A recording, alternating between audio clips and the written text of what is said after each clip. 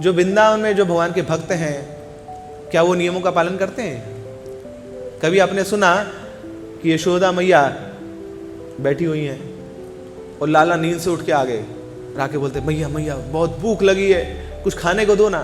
तो मैया उठा के उसको बहकते हैं, 16 माला करने दे मुझे पहले, बाद में खिलाऊंगी तेरे को, माला मेरी पूरी नहीं हुई है। ऐसा सुना कभी आने कि यशोदा मैया वहां पे बैठ के नियमों का पालन कर रही है?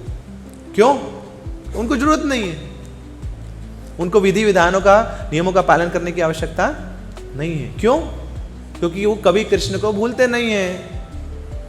नियमों का पालन कहाँ आवश्यक है? जहां पे हम बार बार भूल जाते हैं भगवान को, तो याद कराना पड़ता है, कम से कम इतना नियम तो पालन कर लो, इससे तुम्हें कृष्ण का स्मरण होगा।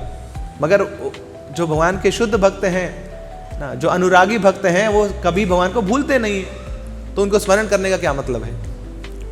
To always remember Krishna and to never forget Krishna, that should be the goal of life.